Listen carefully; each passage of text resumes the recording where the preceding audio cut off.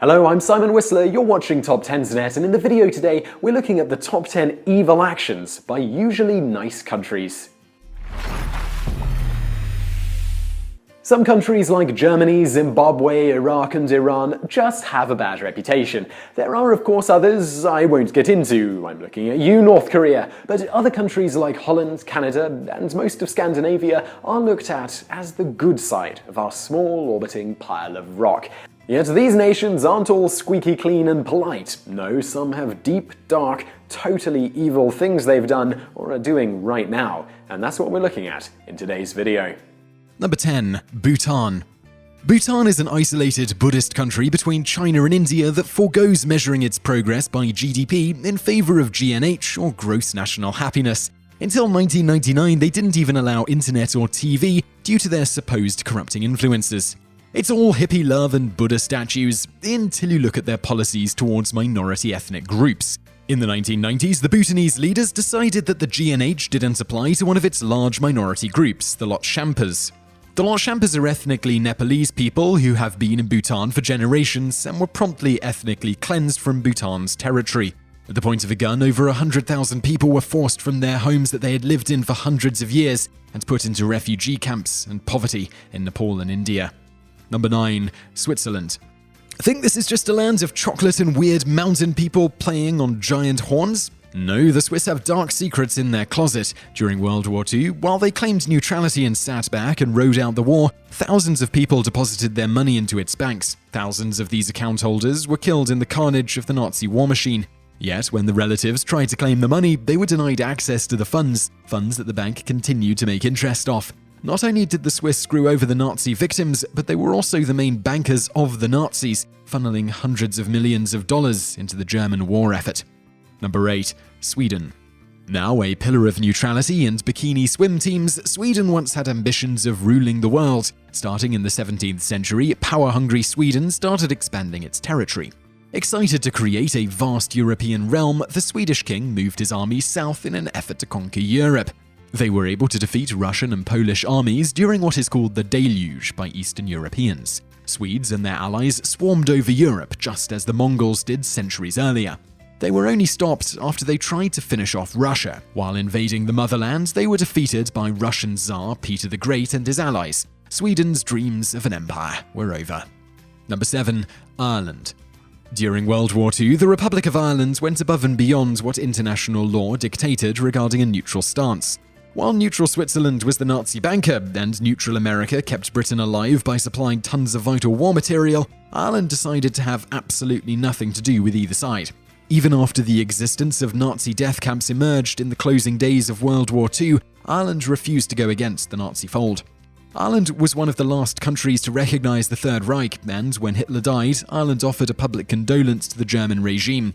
But it didn't stop after the war. Irish men who had the moral courage to fight the fascist Nazi regime under various Allied flags returned to Irish policy that officially discriminated against them. Called the Starvation Order, it was Irish government policy to prevent employment, the use of social services, and pensions to any Irishmen who fought in the war. Some were even thrown in jail, while the rest lived under constant fear that they would be the next to be arrested and imprisoned. Number 6. Belgium. Belgium, that half-French, half-Dutch country sandwiched in between France and Holland, can't decide whether to smoke or surrender to that sweet, sweet bowl of homegrown. Being one of the youngest countries in Europe didn't stop it from carving out a vast empire in Africa, one 77 times the size of Belgium itself. Called the Congo Colony, it was run by King Leopold II, who, in almost record time, started sacrificing his citizens for the Congo's vast resources. 8 to 10 million, yes, that's million, were killed by the Belgian Congo colonial rulers as they raped and squeezed the land in order to get more profit out of its jungles. Number 5. Bosnia. When Yugoslavia was quickly dismembering itself into smaller and smaller states, Bosnia was always the whipping boy. Picked on by the bully Serbia and its supposed friend Croatia, Bosnian citizens were quickly forced into a number of enclaves, where they were surrounded by enemy forces, hoping a prolonged siege would starve them into submission. International delegations would visit these enclaves on fact-finding missions. During a trip to one of the Sarajevo enclaves, Bosnian fighters, in an effort to manipulate the opinion of the world press into supporting them, relayed to their starving people that bread would be arriving at a local bakery. Then, as hundreds lined up hoping to get food, the Bosnians, while international cameras were rolling, staged a mortar attack that killed 17 and wounded dozens more. It was later revealed that this was only one of many attacks by Bosnian fighters on civilians that were publicly blamed on Serbian forces. Number 4. Poland. Poland, or as it's known to the rest of the world, that place that gets the crap kicked out of it every other decade, was rebirthed in 1918. Back in 1795, it had been killed, cut up, and divided like a delicious borscht pie. Between 1918 and 1939, it lived in between what would become two of the greatest killing machines in the history of the world, Nazi Germany and the communist USSR. So while the rest of the world was taking bets on who would eat up Poland next, Poland was doing its best to piss off all of its smaller neighboring countries, small countries like itself, that could have allied with it and combined forces to counter these two superpowers. In 1938, Hitler wanted Czechoslovakia. The West decided to compromise and gave him a small piece called the Sudetenland, but Hitler instead took the whole damn country.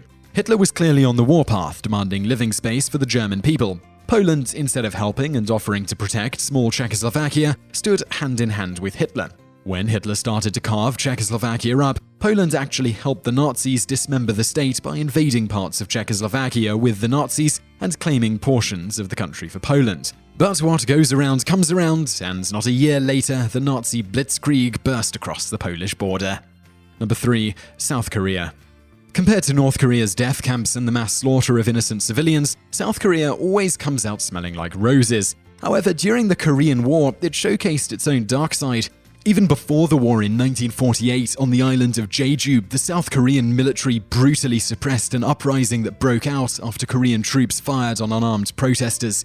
During the rebellion, tens of thousands were killed in organized massacres throughout the island. Just after the island was finally brought under control, North Korean forces stormed over the border and launched the Korean War.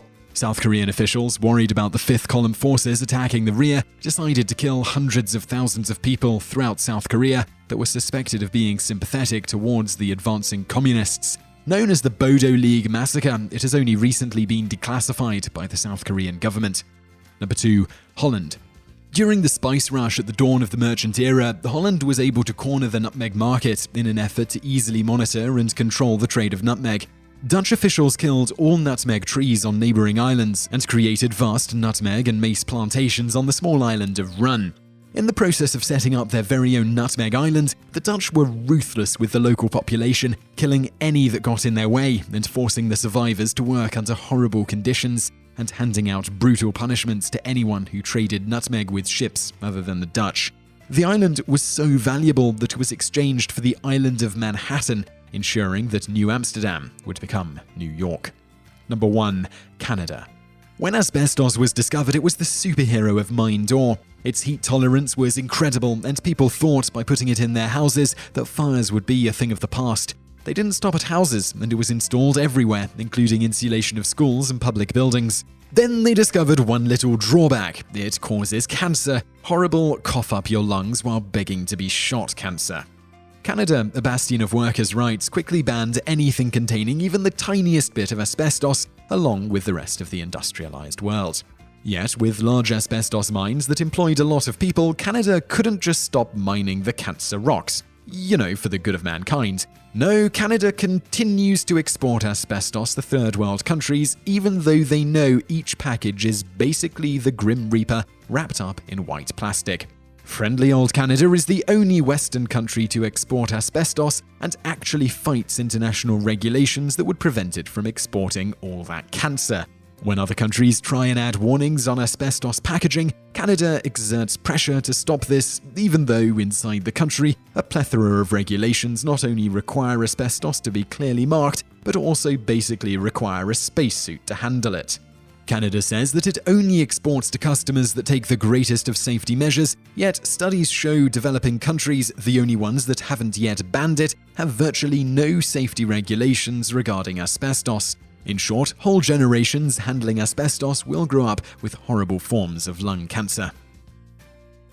So I really hope you found that video interesting. Some of those things really shocked me. If you've got other actions by normally nice countries that we didn't mention in this video, let us know in the comments below. It really helps out. Also, don't forget to give this video a like. It really helps out. And do subscribe if you want brand new stuff just like this every single day. Over there on the right, a couple of other videos you'll probably find interesting if you like this one. One is the top 10 ridiculous myths about the Chinese, and another one is about the top 10 most evil doctors. So be sure to check those out, and thank you for watching.